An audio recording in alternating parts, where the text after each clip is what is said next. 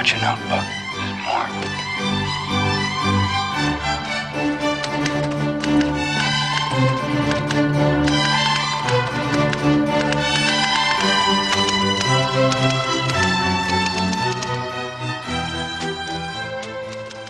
I just think you're doing such a fabulous job with the Consortium News. You really have brought this front and center, and you got a lot of imagination. You got the assistance of Elizabeth. You're literally on a full-time basis. Yeah. On second thought, we'll keep you on for about an hour to keep going on that theme about Consortium News. We're going to be able to contribute some serious money because we have the ability. Maybe that's Joe Biden calling you now to complain. Well, thank you, Mike, and we will see you again soon. Bye-bye. We're going to move now on to the segment of Kim Dotcom, who I interviewed in his home in Queenstown, New Zealand, some months ago. And this is a good opportunity now for us to air a section of what was a 4-hour interview with Kim. But we're going to play about 50 minutes of him talking on two issues that came up over the last two shows. And that is the leaking or hacking of the Democratic National Committee and Podesta emails and how they were transferred to WikiLeaks. Of course, the issue of Seth Rich arose because of Michael Isikoff and his series at Yahoo News. That was a story nobody was talking about. Suddenly, he made an issue out of it. So we brought him on, and I think we dismantled his story. He may have been more aggressive than I was and more arrogant. But I think if you look at what happened, we showed that Russia did not initiate that idea whatsoever. Even the Washington Post had already destroyed that notion. And he hadn't seen the actual Russian intelligence document, et cetera, et cetera. So we talked to Kim. So it's before the Mueller report came out when I spoke to him, but it's still very, very relevant. He's talking about who may have leaked the emails to WikiLeaks, how that happened, and what role Kim Dotcom played in that. Bill Binney says they have the evidence of if Russia indeed hacked the DNC. Of course, which is the biggest joke, really, that whole story. For them to have blamed Russia for Hillary Clinton's own campaign. They lost because they cheated with Bernie Sanders, you know. They completely rigged the whole process. And that is also why these leaks took place, not because of some Russian hack.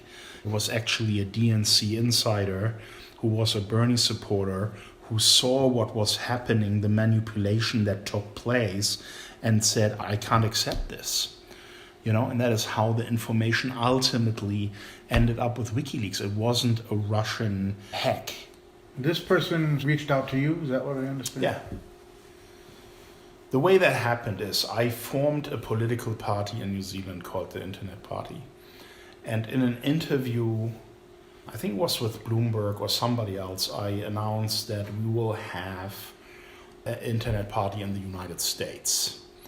And when that story came out in the United States, I was approached by a young gentleman over Twitter with the Twitter handle Panda something, and told me that he's working with the Democratic Party and he's fed up with what's going on in the United States, and he read about my Internet Party, and he would be interested to talk with me.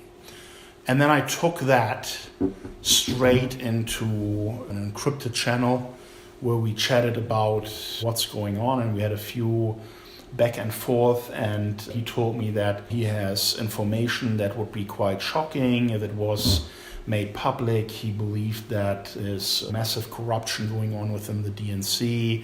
He was very concerned about voter fraud, that tools are being misused and voter fraud. And so I said, look, this is all very interesting, but I was in the middle of my case, and I was involved in this massive fight against the United States. So I did not want to be the recipient of any of that information. So what I did, I put him in touch with someone that I know is in the data security space, that is very knowledgeable and has worked with WikiLeaks in the past. And I simply established the contact between that person and this person, and everything that happened after that is what we now know as the DNC leak/hack. The experts agree that based on the data that has been analyzed, that it cannot have been downloaded, that it was uploaded onto an external device, something like a USB stick or USB drive, and that is proven in the metadata of the files. That cannot be manipulated. So it clearly shows that these files that then made their way to WikiLeaks cannot have been originated from a download, a hack, right? And that is really, I think Binney was one of the ones that was working on that. Yeah, I've met with Bill about that. He's explained a lot.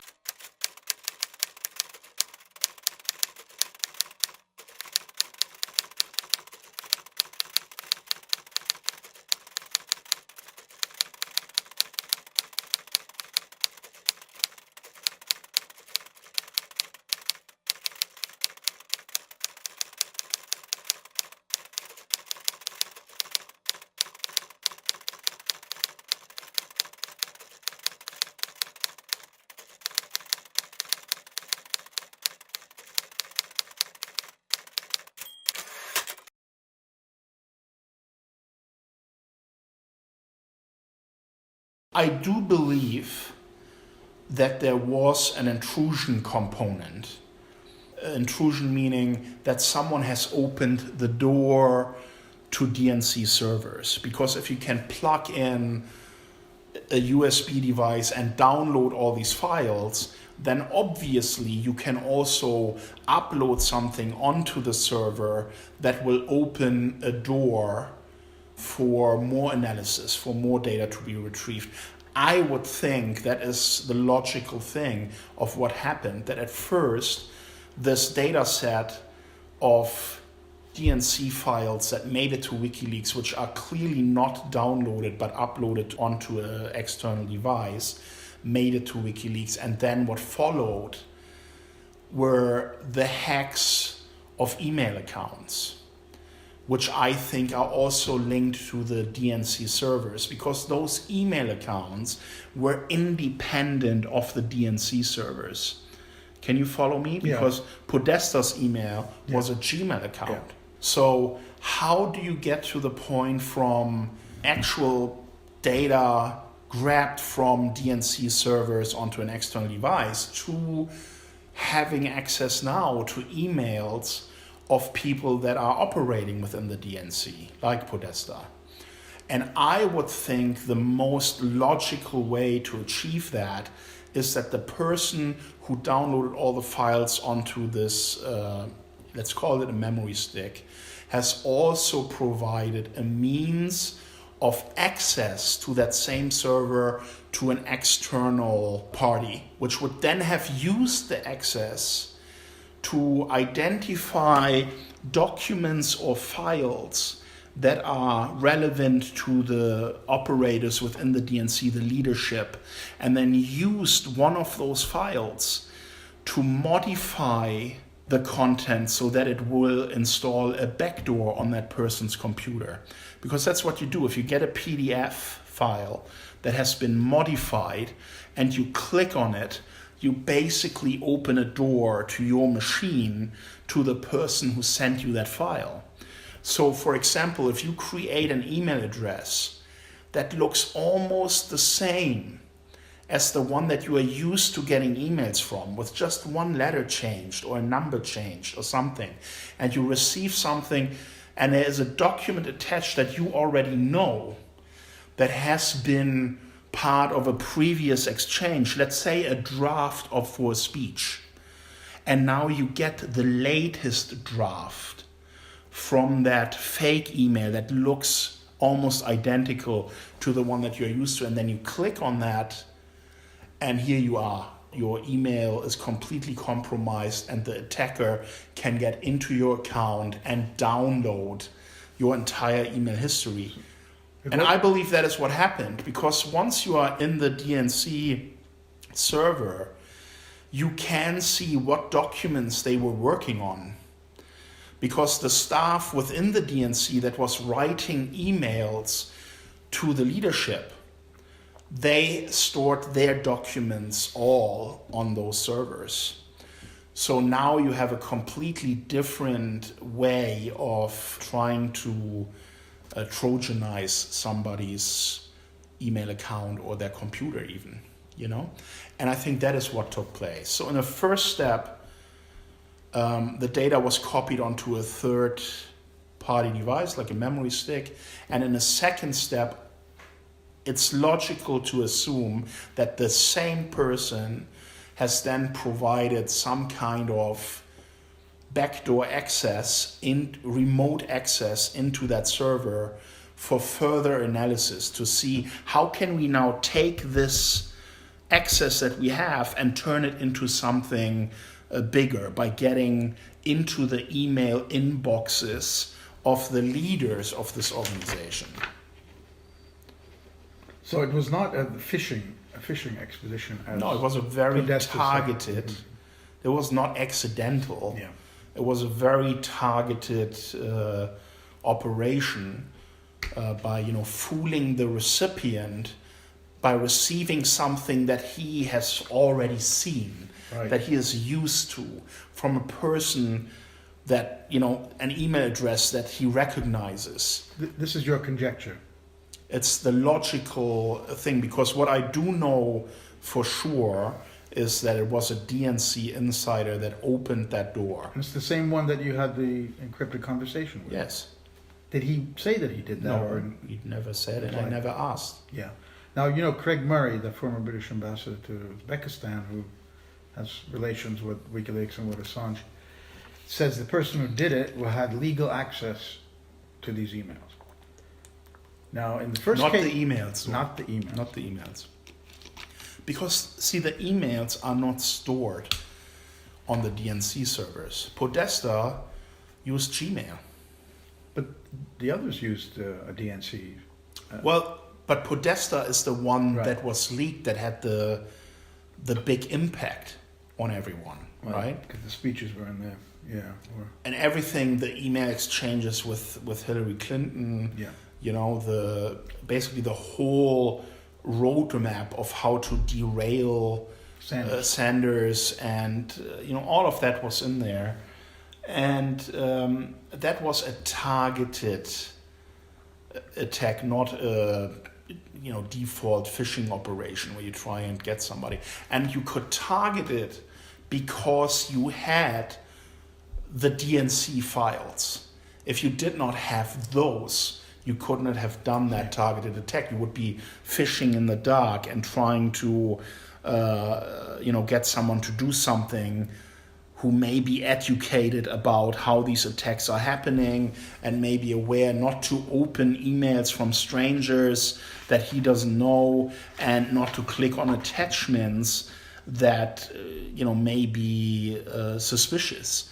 But if it's a third draft of a speech that he's already seen twice from an email address that looks identical, where an I was changed to a lowercase l, still looks like an I. To your eye, when you read it in the sender field, it looks identical. You click on the attachment, and at that moment, you're doomed. Your data is open to the attacker. That's how simple this is. Do you have any ideas about how the files were transferred to WikiLeaks? It is apparent from the analysis of the metadata that it was copied onto a memory stick. And then?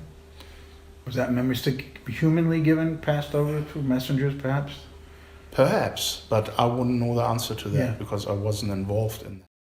All right, we're back here live with Bill Binney, the National Security Agency former technical director. And Bill has just listened, as the rest of us have, to that first of 3 sections of the interview I did with Kim Dotcom. So Bill, if you could first unmute your mic or have someone unmute it. Your general, Bill, you're on now. All right. I'm just going to throw it out there because there's a lot of technical stuff in there. And that's why we have you here. Okay. I brought up the Craig Murray thing because Craig said they had legal access to it. He was saying no, just on that point. But in general, do you agree with what Kim is saying here as a likely scenario? Yeah, certainly that's a highly likely one of the more likely ones than others. Yeah, See, I'm not a hacker, so I don't I don't play into hacking. But I'm a cryptologist. I look at data and data systems and codes and things like that. So when Well, we should have had a former NSA hacker on, non-technical director. But anyway, go on. they won't come out of the active attack area and talk to anybody. So I'm sure. But at any rate, when I looked at the data, the DNC data came down in 3 batches, right? One on the looking at the last modified time, which is what we were doing with the DNC data. It came in 3 batches. One dated the 23rd of May, one the 25th of May, and one the 26th of August. Now, if we're assuming that what Kim was saying, that Seth Rich was the original hacker or the guy getting into the data in the DNC, then he could have passed the 23 and 25 May material, but somebody else did the 26th August. So that was basically saying he was not alone in this. And then the later data coming out on 21 September clearly showed there was no fat property there. So it was a hack or somebody getting into the system and taking it out probably directly. Whereas the other two with the fat format, the 23, 25 May, and 26 August were clearly downloaded to a memory stick, a thumb drive, whatever you want to call it. So, like I say, I wanted to bring Elizabeth in here because she knows this story better than I do.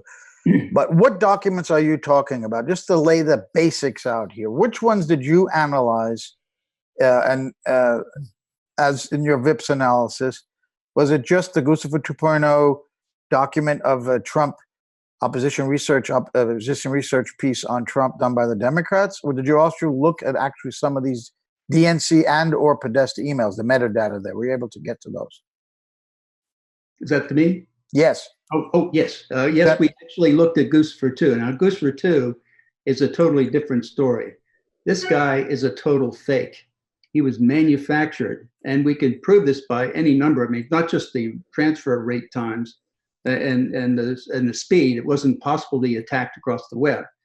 But also, and this came from Duncan Campbell, he first spotted some of this. And so if you looked at the 2 data sets that Guccifer 2 put out there for everybody to look at, saying, here, I hacked everybody. Well, if you looked at him, his big mistake was putting all the data out there. And when you look closely at it, you could look at it came down as a series of data files with timestamps at the end of each file. So you could see a data set, timestamp, and so on. And so you could, by subtracting the difference between the time, you could calculate the speed of transfer because you had the number of characters and everything there. So each file, you had character strikes and you had the time difference. So you could say, this is the speed. But also, it lined up everything in the 2 files in relative time order. Now, when you did that and ignored only hour and day, those 2 files using minutes, seconds, and milliseconds merged like a deck of cards with no conflict. Now, the random probability, being a mathematician, random probability of that happening is exceedingly low. Just like the probability of fat format not being used on the DNC emails, like is 1 in chance in 2 to the 35,816th power. So it's exceedingly small. So that says that Guccifer 2 was playing with the data. He actually had 1 data set, split it into 2, and did a range change on the date and the hour in 1, and then claimed he had 2 hacks. Well, it means he's playing with the data and he's playing with us. And the fact that he came out shortly after, I think, Julian Assange announced he had data on the DNC, it was a diversion. This was a manufactured diversion. And that the guy, and the timestamps that were coming from Forensicator and Adam Carter showed or implied that this person was in the East Coast of the United States, most likely. They also had timestamps for the West Coast, 1, I think, and something in the Central Time. Right. But it was in the US. And so if you looked at it and thought about that for a minute, gee, this really circles back to things like, and the modifications of some of the files using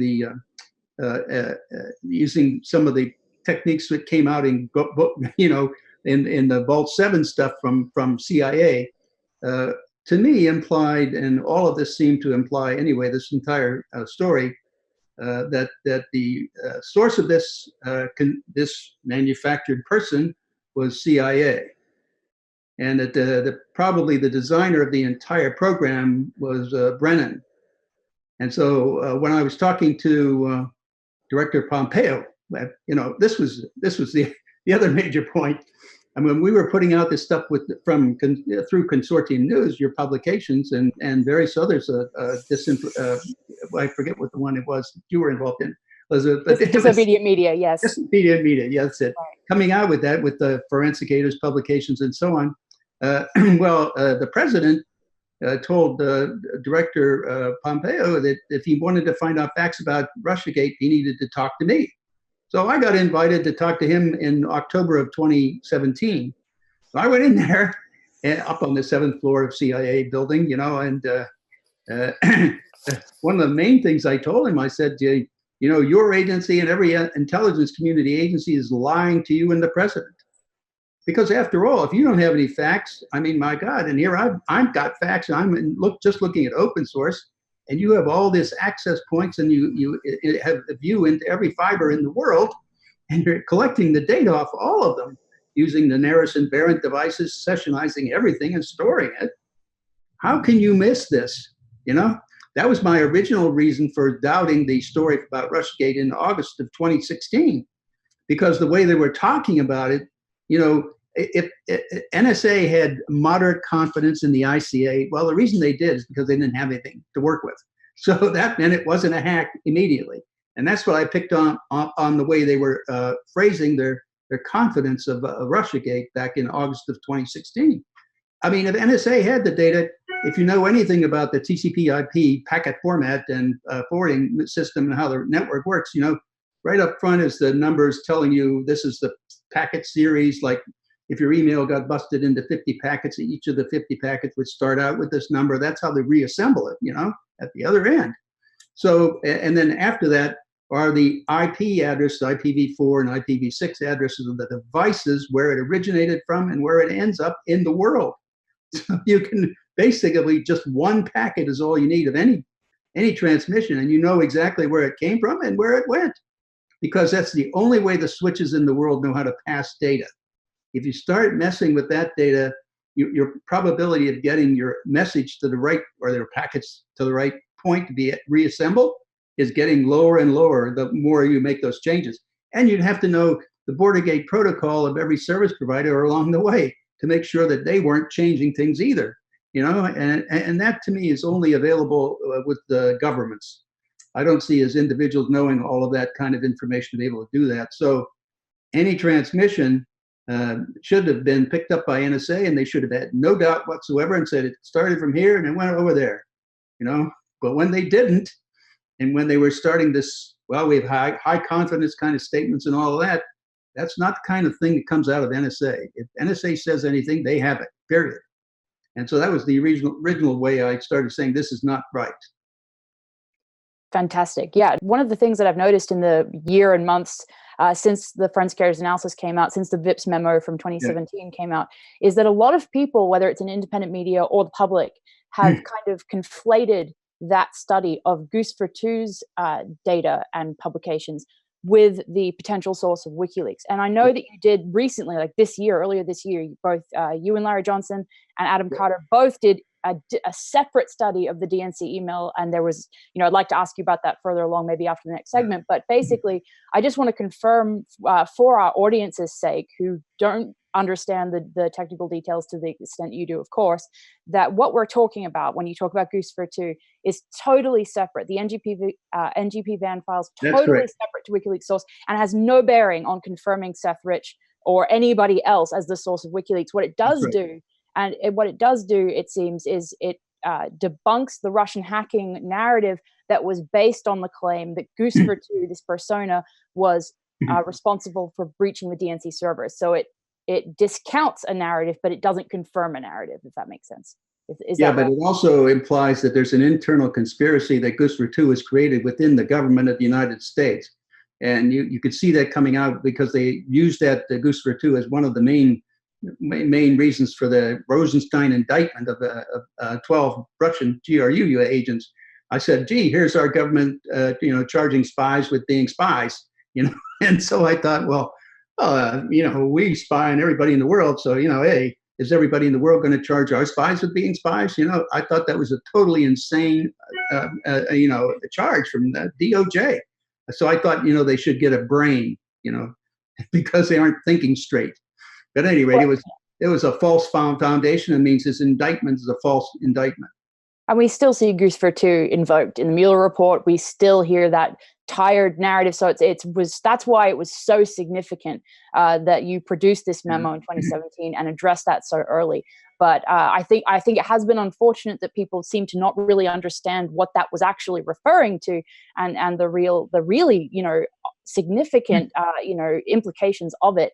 But that were kind of misunderstood by some people. So thank you for clarifying that. Yeah, but see, the mainstream media and these the people who are subverting our Constitution and laws really depend on the mainstream media to spread out this disinformation and repeat it over and over again, so that it becomes automatically absorbed by most of a good portion of the population, and they don't challenge it, and they just say, well, everybody's saying it, so it must be true. And they keep saying it over and over. So obviously, this has got to be true. It's an old sophistic technique that comes out from ancient Greece.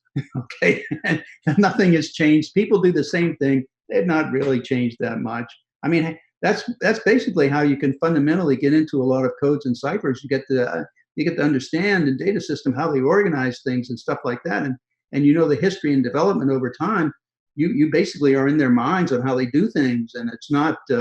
It's a great asset to be able to say, "Oh, this is the way they do it, so this is the way I'm going," and you usually go directly at the solution, and you can get it right away. But along the way, you have to keep your mind open so you can see different aspects that might contradict what you're doing, and you have to adjust to them. If you don't adjust, now that's the problem with a lot of the cryptologists at NSA today. They don't adjust. In fact, they just sit and wait for people to make mistakes. That's a big failure of them now. I mean,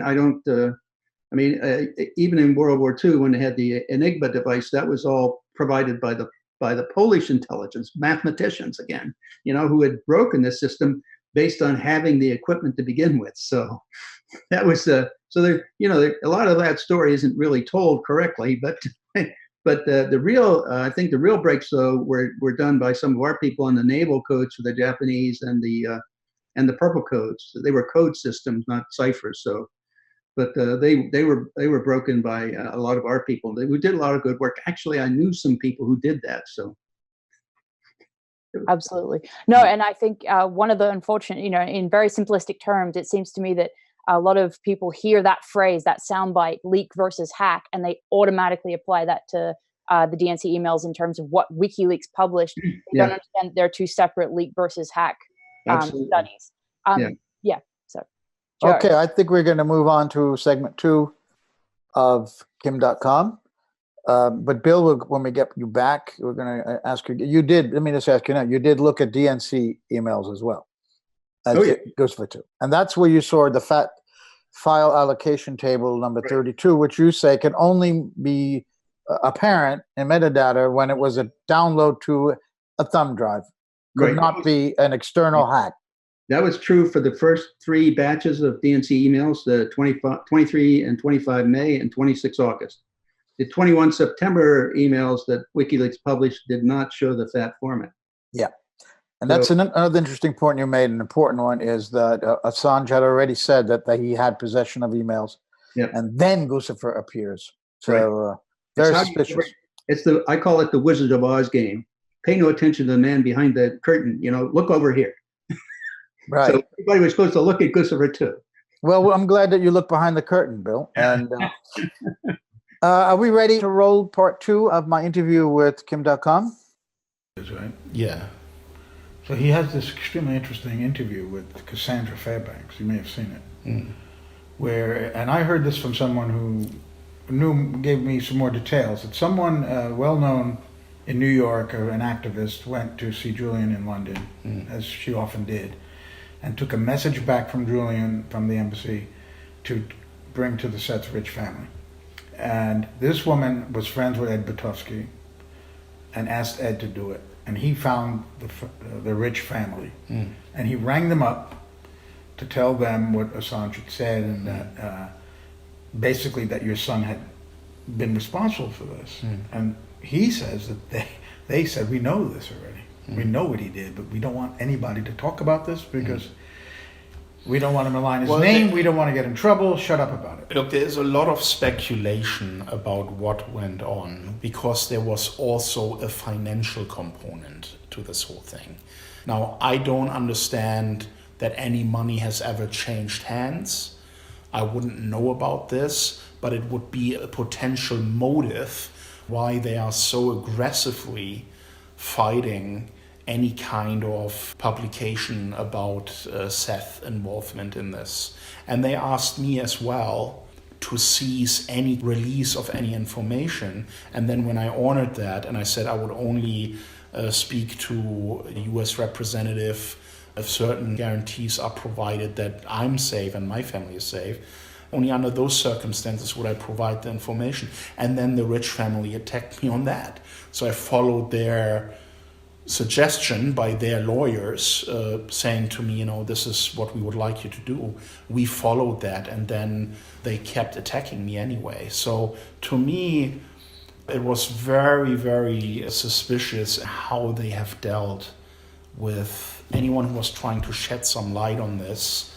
And if you read between the lines and you see how they react to things, and also their relationships, that the fact that this guy Berman gets involved, who is really a PR person for the DNC and now runs the whole communication strategy and defense and basically stifles any kind of conversation about this topic. The fact that the family allowed that guy to get involved when there was some, at the very least, if I was the parent of Seth Rich, I would be saying, well, this whole robbery story just doesn't add up. They didn't take anything. They had ample time, after he was shot, just to take his watch or take a wallet or whatever, it just didn't add up. And then when he got to the hospital, based on the reports that did later leak, he wasn't fatally shot. There was an eyewitness report from someone who was in the OR. I think it was a teaching hospital, and this guy was like a visiting doctor, and he wrote an account about what happened, and he was basically operated on and released into his room. And everyone who was operating on him, everyone who did this work on him, was sure that he was going to survive. And then all of a sudden, he was moved from his normal hospital room into a special unit of the hospital that's like locked off for special cases, and then he died. These are things that made it into the public domain, and a lot of people have been investigating what happened to Seth Rich from the time that he left the bar where he had a drink that night, and on the way home, on the phone with his girlfriend, and, every minute of what happened. And then another very striking thing about this case, right? In the US, especially in Washington, D.C., almost every road corner has a camera. Either business-operated cameras or police cameras. And one investigator found that on that route, from him leaving the bar to where he was shot, there were 23 cameras. But none of the footage was ever used or surfaced or requested by anybody.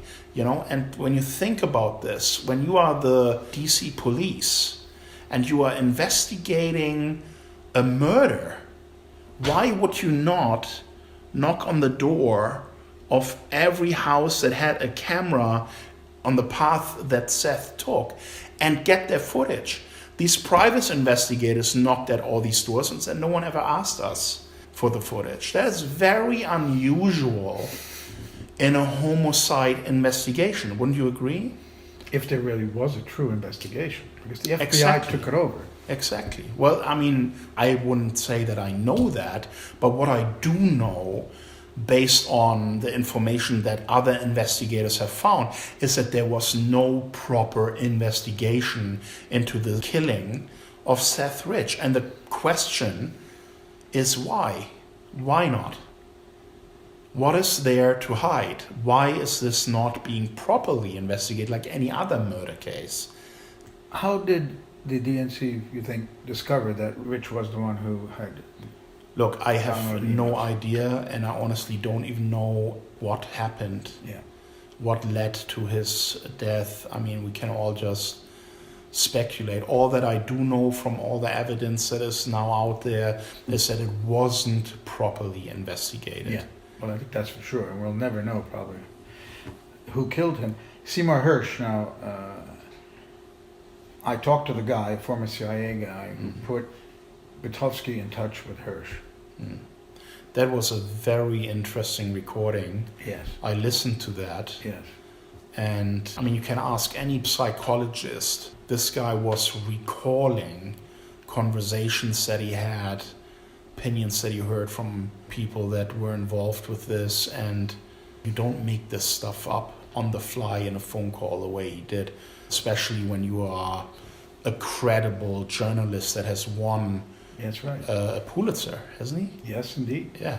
So Broken some of the biggest stories in the last 30, 40 years. So you would expect that someone like that is not pulling out of his ass spontaneously these types of serious allegations, and then to his own reputation, the effect that it had, then later saying that's all wrong, never said that, and then the recordings come out and he sticks by his guns and says, I never said this. You wonder what was going on in the background that led to him changing his position in this way. I have some insight that I got from this former CIA guy who's Okay. friends with Sy and Butowski. Okay. Put them together, and what he Yeah. told me. And actually, I contacted Hersh when this came out because I wrote a couple of stories about this for Consortium News before I was the editor. And I contacted Sy, is this your voice? Yes, those clowns, this was email, those clowns down in Texas, they recorded me without telling me. That's all he would say to me. Yes, it's my voice, but those clowns in Texas, meaning Butowski, didn't tell me I was being recorded. What my CIA guy told me is that Sy does stand by what he said, but that the release of that recording dried up all of his sources. He was Of still course. working on the story. Of course. So that's why he was so pissed off at Butowski. Because I've often wondered, why isn't he writing something about many people? Why isn't he going to write something about this? From his FBI source, who says that they have the computer, they analyzed it, because the release of that tape screwed up the investigation of the story. Yeah. That's why he was pissed off. But what Sy does say on that tape is that the FBI has the computer and that Rich emailed these documents and emails to WikiLeaks. Would that be possible? To compress files Yeah. of that size into Yeah. emails? And the metadata of the files wouldn't be changed. So you can take the files off the memory stick, copy them onto your computer, and pack them into a zip file Right. and email the zip file. The metadata of the files inside the zip file would still be the metadata that includes the original copying from the DNC I see. onto a memory stick. That is how And he found out about this. how this group of experts could Yeah. do the forensic The VIPs. analysis on the data. That was published on the so-called Lucifer 2.0's Yeah. blog. By the way, let me be very clear. I have never been involved in either putting Panda in touch with WikiLeaks directly or any submissions of any files whatsoever. And given my own situation, under indictment, under surveillance, on bail, I did not want to do anything that can affect my own situation and my family situation, right? So all I did is really put a guy in touch with another guy, and they took it from there. Bill, can you pick it up from there? And what did you make of what he had to say? Well, he's talking also about the metadata, how if you read it down to a stick, the metadata would be on the stick. And if you took it and tried to transmit it across different places or upload it to your own computer, the metadata would still be the same as like, for example, the FAT format. When that property showed up, that FAT property would show all the way through when you upload it into your next system. That's why it showed up in the WikiLeaks posting of the data from the DNC, because it didn't change the metadata in the process. Right. Bill, do you have any other comments on what he's saying now? Do you, he was saying, in the next segment, we're going to hear him talk more specifically about Seth Rich by name and his communications with and what Assange had to say about Rich. But what is your, one thing I wanted to point out, by the way, in this audio interview that was done before Patowski last week in a lawsuit named Ellen Ratner as this woman. In the interview, I don't name her because I had been told who she was off the record. But now we all know that Ratner went to London, saw Assange, came back, told Patowski to pass a message from Assange to the Rich family. Patowski contends the Rich family said, "We know all about it. Shut up. We don't want anybody to hear about this." Of course, they have denied that and then sued Fox News and Patowski. And by the way, that lawsuit was thrown out last year. It failed. So they weren't able to prove that, in fact, Patowski was lying. My contention is somebody's lying here, because Ellen Ratner then, a video emerged of her that we played last week in which she confirms that she saw Assange, and he told her, he being Assange, told Ratner that it was a Democratic insider who leaked it, although the name Seth Rich was never mentioned. She says in her interview with Isikoff on the Yahoo series that she'd never heard of the name Seth Rich until later on. So somebody is not telling the truth here. Either the family is lying to protect the memory of their son and not to be bothered by this, or Patowski's lying, or Kim is lying here. So can you piece this together in any way? I think from my point of view, there's one specific piece of evidence that is not being really talked about that much. And that is the FOIA request by Ty Clevenger, the lawyer for Ed Bukowski, to NSA for any data they had for Seth Rich communications with, a series of people, Julian Assange, Kim Dotcom, a number of members of related to WikiLeaks, and I think they said any foreigners or something. And the problem is it was too large a thing. Yeah. But the answer came back from NSA, and this is in writing. It's on the web, and it says that we have 32 pages of 15 different files for that meet your FOIA request, but they are properly classified under Executive Order 13526, and we can't give them to you. So what that says is, in the intelligence community, and I'm basically a fundamental believer that NSA told them only about probably in the order of 1% of what they knew. So I think they're lying too in this FOIA answer, which is not untypical of them. So I think there's a lot more there than meets the eye. And this is something the president has given the Attorney General Barr the authority to declassify. And that's something he should do. All right, and he needs to go back at them, not just at the 15 articles, 32 pages, but also everything else they've got. And so that's one of the fundamental things he should do. We showed that letter last week when we had Patowski on. We also discussed it briefly. But my first question is, I've done FOIAs, and they usually give you the Globar response, which we cannot confirm or deny what you're asking exists. Is it surprising that they went as far as to say that there are? There are 15 documents? I mean, I was surprised that they would even say that. Yeah. Well, that may be a slip, because even at NSA, they make the left hand doesn't necessarily know what the right's doing. And so it depends on who you hit with the FOIA as to what they say. My wife used to work in the FOIA office over there, so I know some of this inside story stuff. I see. they have standard answers, but it depends on who you hit as to whether or not they give you any more. So if and they don't have really good control and governance over what they're doing in there anyway. So. Now, what you pointed out was the mistake they made was to cast too wide a net. They had too many people in it. There's one friend of Seth Rich's, I can't remember, that he may have communicated with a friend. But if it were just that friend and not Kim Dotcom, not Assange, not the Pakistani brothers who worked for W. Wasserman Schultz, they were thrown in there, I guess, for good measure. If it was just this friend, would they say, yes, we have it, and they're innocuous emails? This was where Seth Rich was one end of the communication. Yeah. And the other end was a foreigner. Is his friend in a foreign land? If not, then he would not be included in the return. And how would it be classified, to the point that they would not share that information if it was just to his friend or totally innocuous? How can they get away with classifying it? So is that something we can take away more firmly than Yes.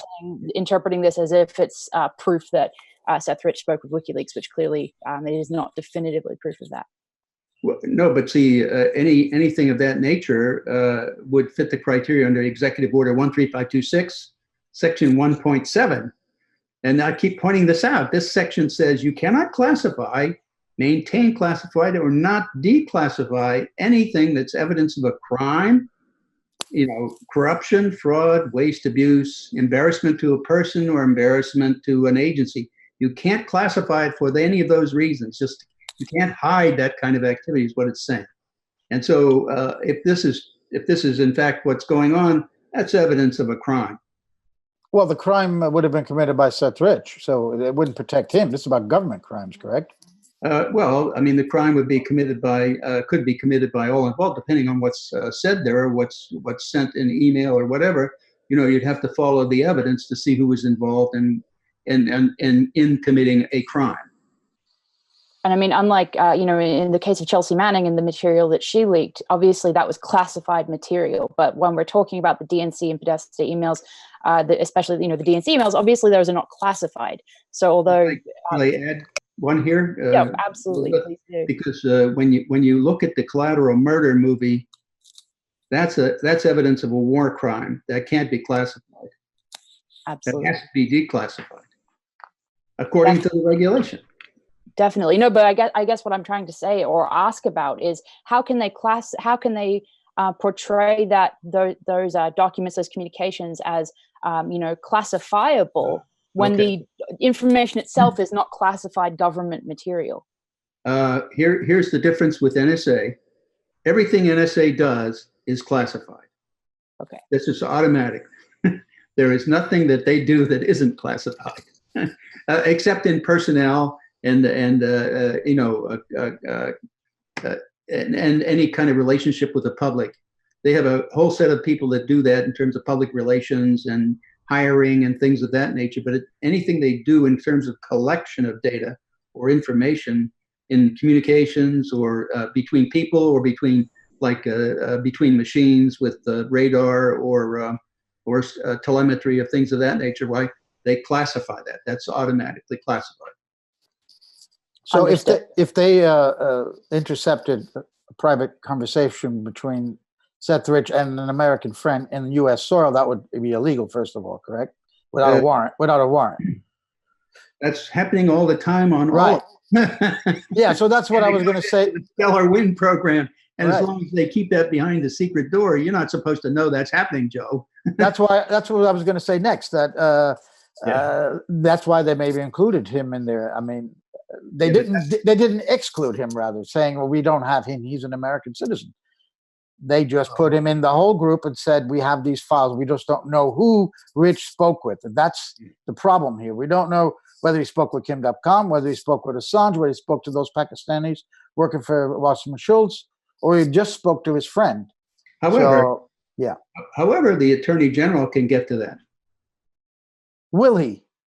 Well, that's the question. The question is the Attorney General going to start issuing referrals to grand juries for indictments? If he does, then and then you can be assured he's trying to do the right thing to help clean up the Department of Justice and the FBI and all of that. And you have faith in Bill Barr, who was former CIA himself, not to protect the CIA? I have hope. Well, I mean, the CIA shouldn't be protected, nor should NSA. NSA is like at the center point of this. They're the ones that control the information that everybody uses. The CIA has direct access to the NSA database for queries. I mean, so does the FBI and the DEA. All of those agencies look into this NSA data for criminal activity, even the IRS, because they're a part of this operation too. They're looking in there. They're supposed to be looking at it for, tax evasion and money laundering and things of that nature. But they do a lot more than that, like go after the Tea Party with this kind of information. So Bill, this is a really big question. If Bill Barr has that information, he gets it from the NSA, and it shows that Seth Rich had communicated with Assange, and there's proof there. Do you think that actually could become public if they're serious about getting to the bottom of this? And sure, as under Executive Order 13526, Section 1.7, he can declassify.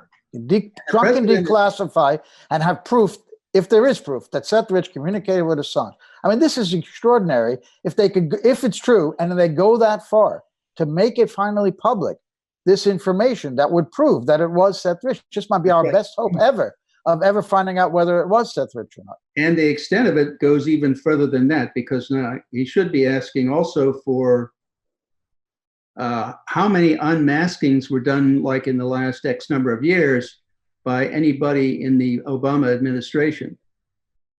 That could also give him the keys to where to go as a follow-up. Right. And that could ensnare, let's say, Susan Rice, who's been alleged to have done that. I think even Samantha Powell maybe somehow had a hand in that. But back to Rich, if Barr really wants to get this out, and Trump really wants to finally declassify this stuff, if in fact there is evidence of Assange-Rich communication, the NSA would have that. Yep. It would be included in that 15 documents, 32 pages, and that could be made declassified and made public, and the world might know that Seth Rich did this, and then we would be an extraordinary, explosive story. It wouldn't destroy it wouldn't be this excuse we can't reveal stuff about the JFK assassination because the country can't handle it. This is a partisan issue as well. So for partisan reasons, they would want maybe the country to know that Seth Rich did this. It wouldn't be like just hurting the whole country. It would be vindication, unbelievable for Trump, wouldn't it? Yep. Yeah. Well, I don't see I think the President Trump wants to get to this and get to the bottom of it. So I am hopeful that this will occur. Wait, so you don't think he is, or you do think he is? No, I do think he is. Oh, you do? I do, yeah. And I think, like you, I think it's important for us to clear this up so that we don't keep trying to create a conflict between us and Russia. Oh, absolutely. I mean, that's insane, Dangerously insane. Yeah. Can you prepare the next segment of my interview with Kim Dotcom? This is the third and final segment. I've seen your tweets where you say, I know Seth Rich was. Yeah, and I mean, that's a fact. So it's not like it's something new, but... it's not made up, it's not some story, it's a fact, and I'm pretty sure, just like with everything else that has to do with me, the US government knows very well that this is true because they have access to Twitter direct messages, And even though I deleted it after contact with him and moving the conversation onto an encrypted platform, Twitter never deletes anything. Like even if you as a user choose to delete a private message, they still keep it on their service. So it's very easy for them. Do you have a copy of your encrypted discussion? No. And I destroyed everything on that computer after I had those conversations. But you can't destroy anything. They can go in there and find anything on a hard drive. Well, I mean, of course, after the raid and everything that happened, first of all, there are encrypted platforms on which you can communicate that are safe. And if you don't use a Windows operating system, but let's say a Linux operating system that you strip down to the bare bones and you only use the communication tools that are open source, that are known to be safe, you are fine. And I created a laptop just for those communications. And on top of that, I was running something that is known as a virtual machine. So every time I would use it for communications, I would wipe the virtual machine, and the next time I get on, it's all as fresh, as new as it was when I set it up, without any log or any file remaining on that machine. And even when all of that was done, when I felt like this may be a trap or something, I just completely wiped that machine and threw the hard drive into the fireplace. So I didn't want there to be anything that could be used. Now, your communication with the family, how did that take place? Over these encrypted? No, that was just per email, just on Just Gmail. emails? Yeah. So they asked you to not talk about this? Yeah. They suggested a way forward. Send what you have to the government, send what you have. Oh, they did say to our. that? They said, Oh, and you sent that letter? Yeah. But they're not interested, the government. They don't want to know. Exactly. So they suggested how to take things forward, and I thanked them, and I said, okay, that's exactly what I will do. So if a miracle happened and the Department of Justice said, we want to talk to you about Seth Rich, you're able to do that? Yeah. They'd be okay with that? Yeah.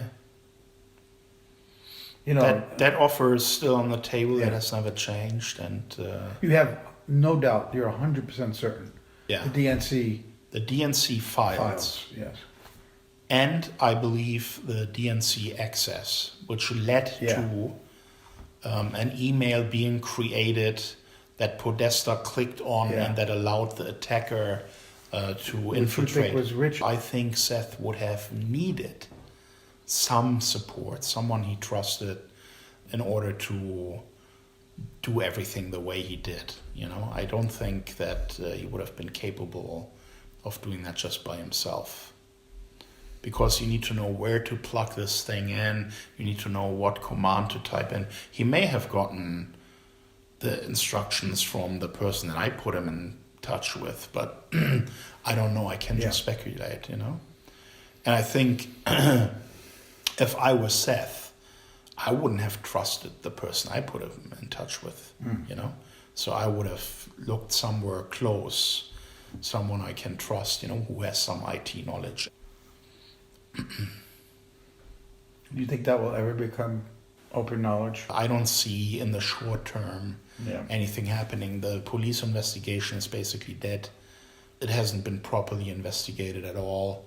Nobody knows where his computer is, apparently. And isn't that in itself the biggest indictment against the government? Because they did get his laptop. Everybody confirms that. Yeah. They did get his laptop, and where the fuck is it? Like, how can that disappear? That is a crucial piece of evidence in the custody of the United States government, and it disappears. If that is not an indication of foul play, what is? That in itself says enough. The fact that something like that happens is outrageous. I'm going to get attacked for writing this, but I don't give a shit. I've written 2 set pieces. I got attacked by people. What pieces did you write? About Seth Rich, back when it was happening. Well, you know, I don't give a shit. The smartest way to go about this is really to put, and this is not going to be a short ride, that there are a couple of things that are very strong evidence. For example, that I knew something was going to happen. I'm not the kind of Nostradamus guy who gets on Twitter or gives an interview and makes predictions about the future. When I told Bloomberg in an interview that Julian Assange is going to become the biggest roadblock for Hillary Clinton in this presidential election, that was prior to any of the leaks. And I was pretty precise in what I said. I don't just go and give interviews before any of this happens, making predictions without knowledge. You know, I knew that information was going to become available, and I knew, because of the person that I put Panda in touch with, that it's going to end up with WikiLeaks. The way he handled it, Julian Assange, was quite clever when he was interviewed on that Dutch TV station. Yeah, but He said it, but he didn't say it, who the source was, right? They put out a $20,000 reward for his capture. Either that's the truth, that it was rich, or it was some diversionary tactic by WikiLeaks to get us off the trail of the real. I have to say, that is one thing that I don't agree with, that I don't like about this. I mean, I can understand that WikiLeaks wants to have a pristine record about protecting their sources, even after they're Even a gone. dead one, yeah. But, in my opinion, personal opinion, I don't know why Julian decided to do this. When an entire country is held hostage by this Russia narrative with the potential for significant conflict, you almost have an obligation to put your protection of a now dead source over the global implications that this investigation, this entire Mueller charade, basically launched and funded and started by Hillary Clinton, that would have on the world, the impact that would have.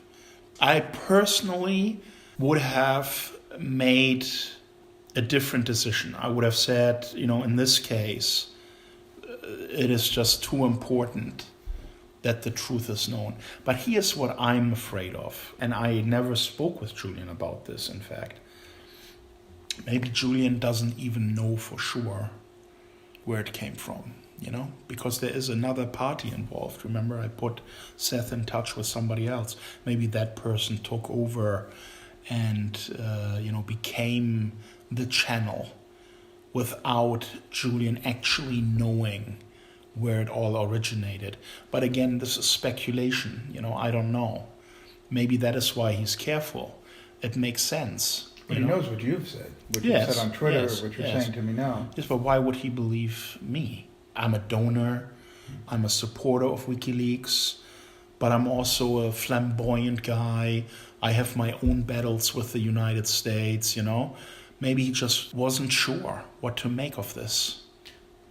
But in a way, I have to say, I decided to speak about this after Julian, in my mind, made the very clear remarks about Seth Rich.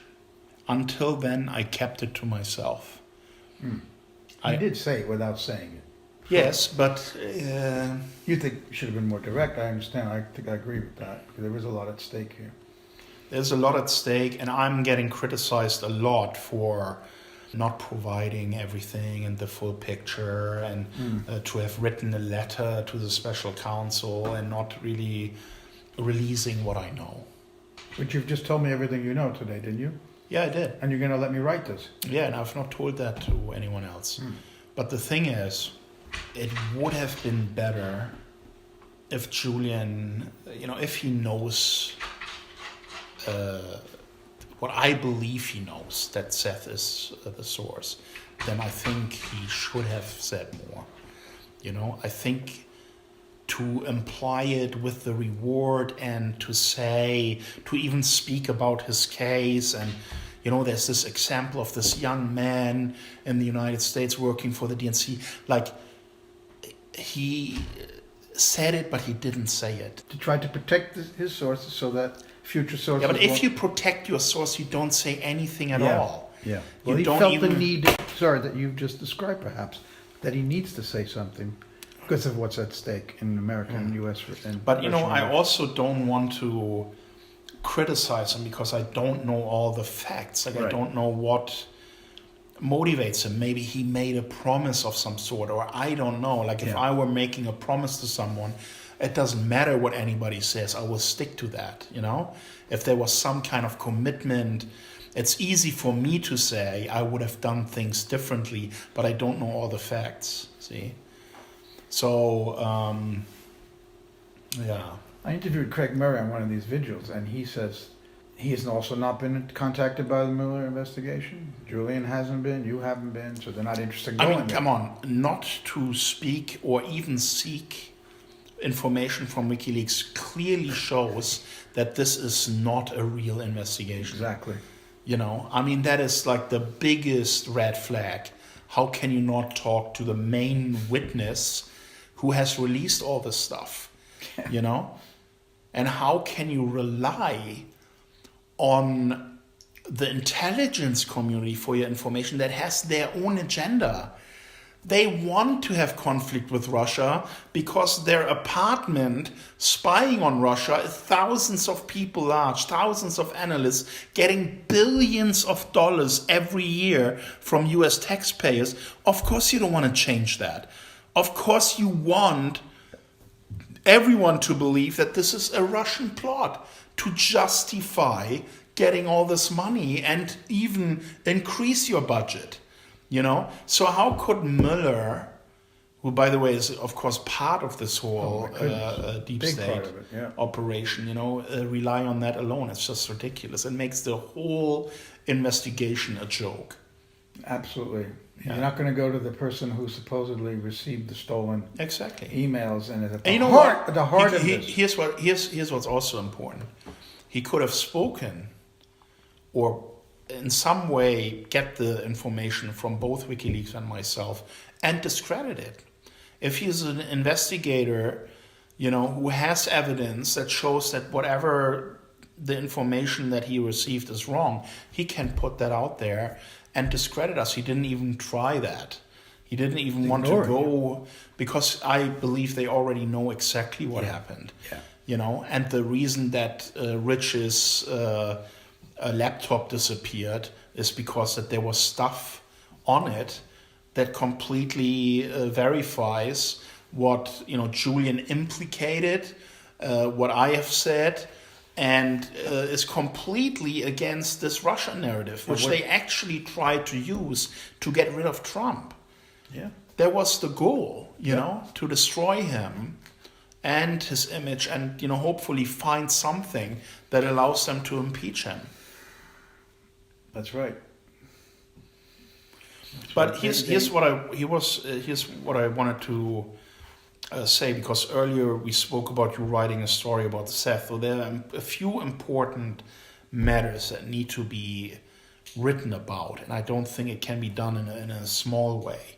Number one is my interviews that I've given and my tweets that I've made prior to the release of anything at all. Very specific. I knew that WikiLeaks would come out with a DNC and Hillary Clinton stuff. Very specific in both a televised interview and many of my tweets, right? And if you look at my history of tweeting or me giving interviews, I've never done this before. I'm not Nostradamus who makes predictions all the time. Completely out of character. But I did that because I knew something is coming, right?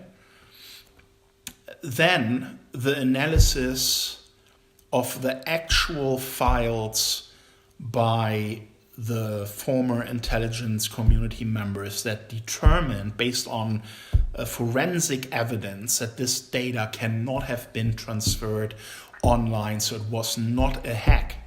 It was a copying process from a computer to an external device. Under a court of law, this evidence would survive any of the other stuff that the intelligence community has been putting out there about Guccifer and this being a hack and downloaded and all this stuff. It would not survive a test in a courtroom. Okay, that's another important thing. Then, of course, what Cy Hirsch has said, right? Well, his FBI source said that they looked at the computer. Exactly. And so, showed them emails. I mean, a Pulitzer Prize winning journalist even though it was taped without his knowledge, going and, it's just not credible that he pulled this out of his ass. It was too specific, If someone tells a lie, it's not, I don't have a psychology degree, but I'm pretty good at reading people. And when I listened to that, it was him just in the flow telling the truth from his own memory. It didn't sound like this was a creation of his mind. Now, why would he make it up anyway? Huh? Why would he make it up? Exactly. There's no motive for him. I think him and Butowski hardly even knew each other. Like he didn't have to impress anyone. No, he didn't know him. He had this former CIA guy that I know put him together. Ah, okay. So I think that is another very important piece that needs some more weight. And then, of course, the whole way the rich family has dealt with it. It's just not like, why would a mother and a dad not pursue every avenue to find the truth? How would they know if he did it or not? They would never know this.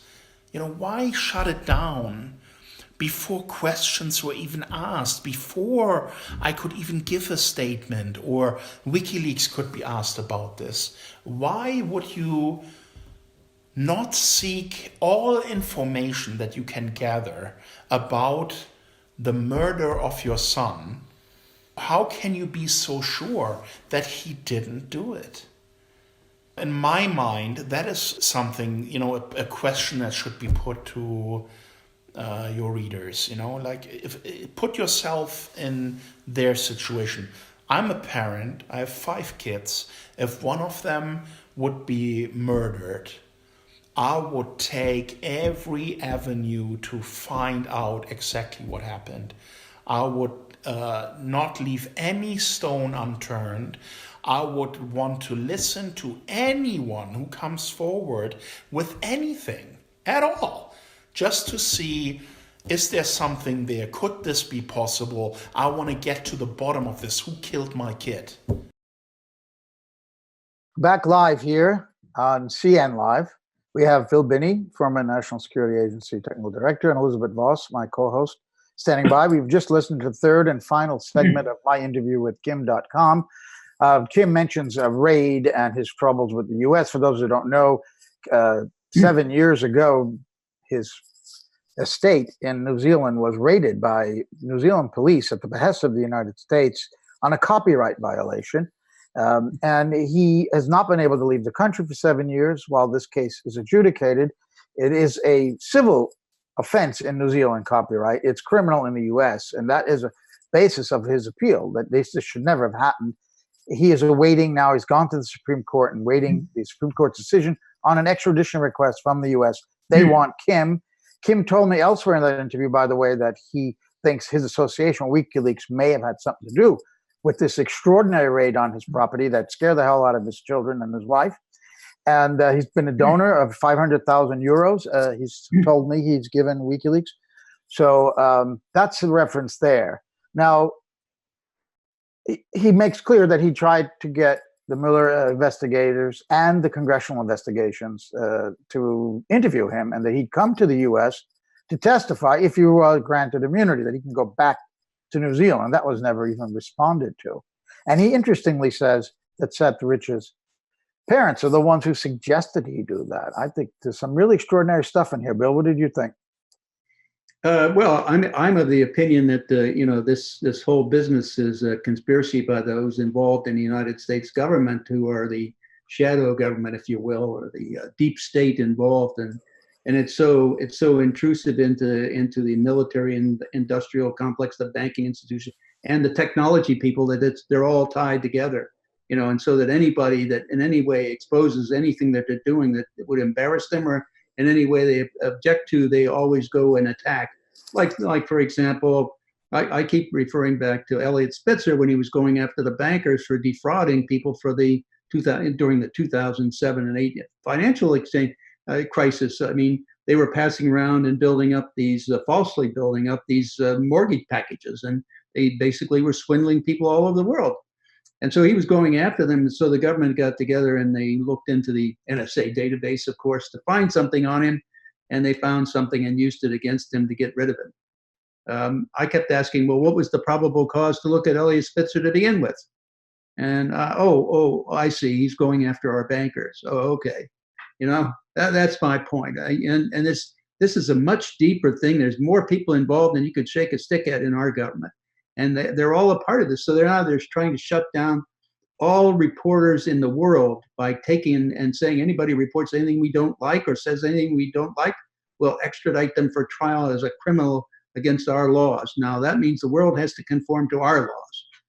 And that's fundamentally what's going on here. I mean, what reporter in the world now would dare to report anything that would be embarrassing to the United States if they had it classified and if they had it, would they not report it? I mean, the Guardian's done it, the Washington Post has done it, the New York Times, but now they're threatening everybody in the world with extradition to the United States.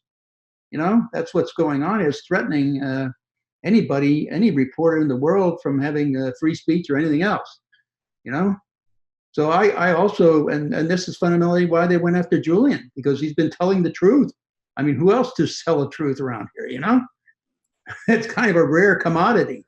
But at any rate, I had a little technical problem with one of the things that Kim Dotcom had said. Not that I know for sure, but my technical problem is that he thought that Linux type systems or operating systems were secure.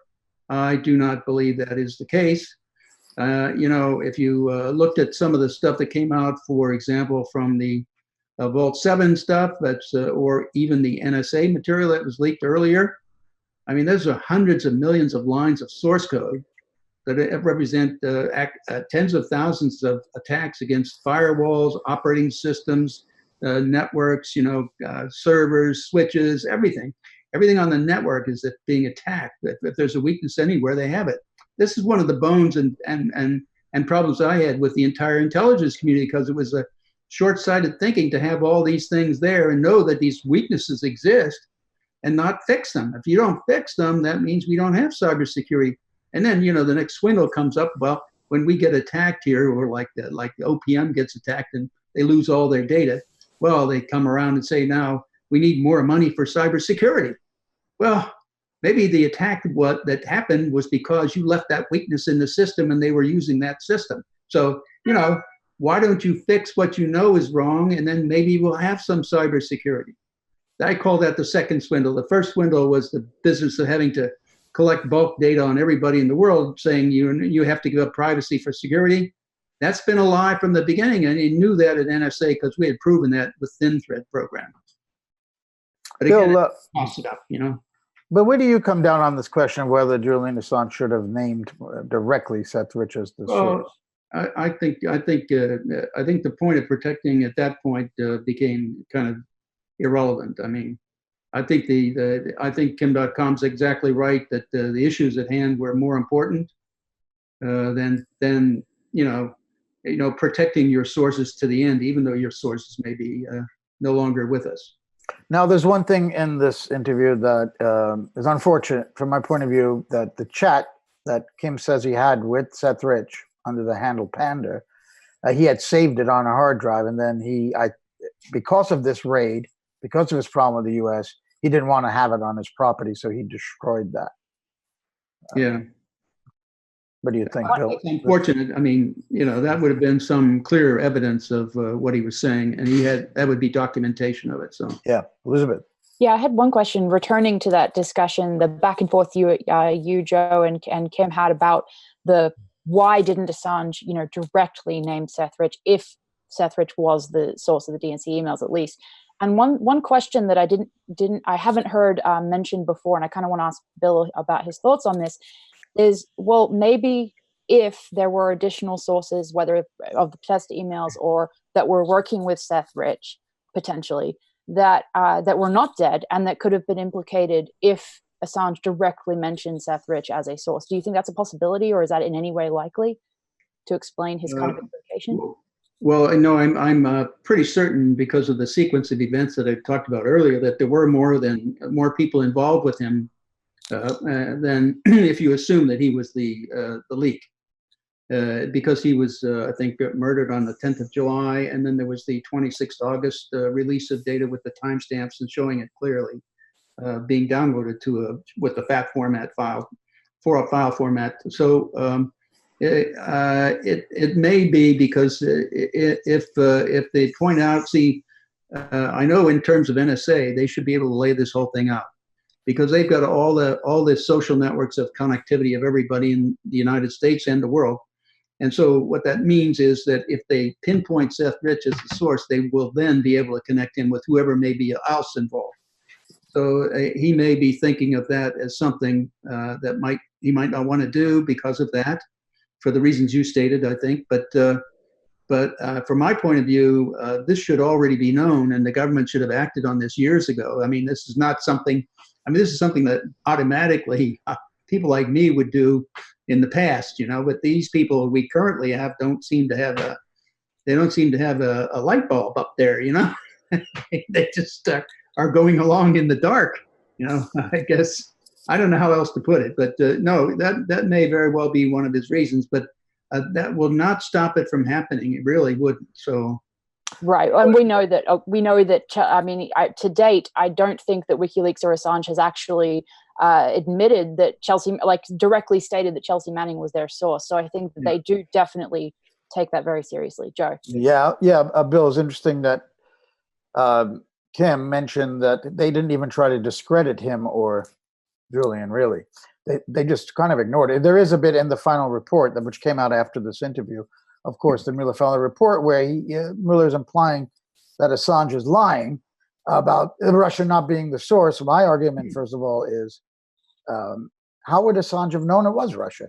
As Kim points out, it could have been this middleman that he put in between Seth and WikiLeaks, who could have been who Assange thought was speculating was the source, or they may have been an intermediary. Did you see in the Mueller report where they're saying that Gustav 2.0 transferred these files and they gave a file number? File name. Then they also say there was an intermediary. Well, you see, they also said that the IRA, Internet Research Agency, was, an agent, the trolling agent of the Russians.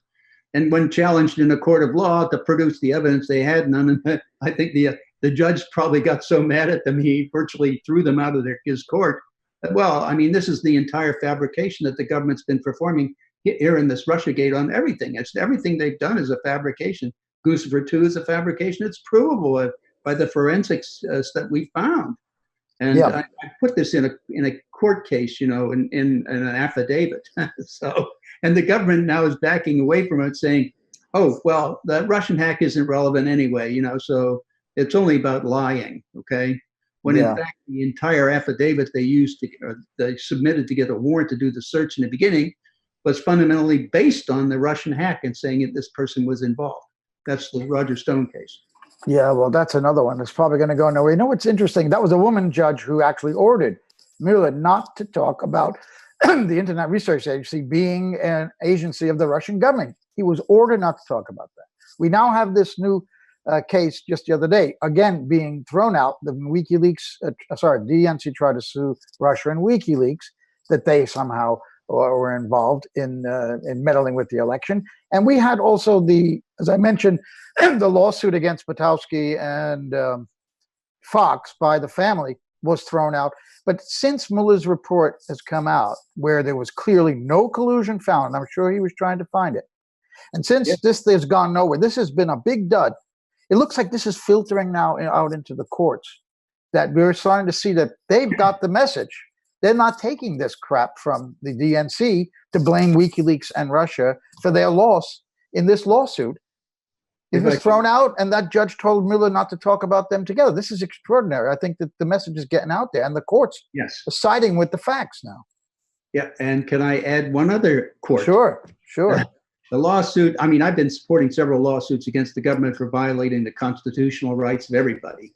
So in one of those cases, in the Third Circuit Court of Appeals, the judges, over the objection of the government, because I put in the affidavit that I submitted exhibits from Edward Snowden showing the Fairview tap points against the U.S. citizens across the country, all of the tap points and all the data that they're collecting from those tap points with AT&T and Verizon and so on. So I included all that in affidavits because I said I invented half of this crap. So I'm quite capable of testifying exactly what happens here. And so now the judges in this case are, and so many motions were coming from the government just to delay it and slow roll it. But now the court has said we will hear over the objections of the US government, we will hear oral arguments in September. So now we're moving to oral arguments, and then we'll go to discovery and all kinds of things. So this could get very interesting indeed. We may actually, with the courts, have some chance of moving in the right direction. And the most interesting thing I've heard on this program today is what you said, that the Attorney General could look for those files that the NSA has and declassify them. And if we could ever find, I said in this interview, we probably never find out who did this. And now what you've told me has made me change my mind completely. We might actually find out. Elizabeth, we're closing it out with Bill. Bill, your final thoughts to him. Mm-hmm. I just wanted to ask you, kind of just open the floor to you before you, leave this segment. What are some of the, big, broad points that you think need to be made to our listeners that have been effectively stifled and censored from the mainstream media? Well, I mean, the biggest point is what the government's been doing to us for all this period of time. What they don't understand is they've exposed themselves too, because all the evidence of what they've been doing is in the data they've been trying to protect, knowledge of existing, like the bulk acquisition on everybody. I mean, that's acquisition on the members of the parliament and around the world, of our Congress, of the judges on the Supreme Court, of federal judges, state judges, it's everybody. So we had leverage, and it's stored for years. So now, I mean, like Mueller said in his interview with Bart Gellman in 2011, he talked about using the Stellar Wind program, or in his testimony in the Senate Judiciary Committee on the 30th of March of 2011, he said, we created this technology database with the Department of Defense where we can, with one query, go into it and get all the past emails and all future ones as they come in on a person. Now that tells you the extent of the intrusion in the communication system of the NSA. They're doing that and copying everything. And now we can use that now against them, because now we can discover everyone that's been involved with this, the extent of what they've been involved in included, and what exactly they did and how they coordinated the cover-up, So all of that information is there, and we can get back to it. And in order to cleanse ourselves of these basic sins against our founding principles, the Constitution, we need to do that. And some of the courts are starting, as we've said here with Joe. Joe is pointing out some of them, and some of the courts now are beginning to realize they are being fed a line. Certainly the FISA court has known they've been lied to all along, any number of times by these agencies. Now, when are they going to wake up and do something? If they aren't, we need to fire them and get rid of that court totally. Force everybody into the Third Circuit courts. So, and in the end, I've been arguing for the Article 5 of our Constitution, using that to have a constitutional convention separate from everybody in Washington, then redesign how we get people voted into Washington in all the positions. And my suggestion was to randomly select them from the phone book. We couldn't do any worse than we've got right now. So no one couldn't. The lobbyists would go away. I mean, who would they lobby? You don't know who's coming in the next time, and that everybody's there, and it would actually become a public service. What we have now are permanently in place, petrified politicians, who are mentally in the Neanderthal age or something, What a note to end on. Absolutely fantastic. Thank you for coming on and joining us. Thank you, Bill. It was great.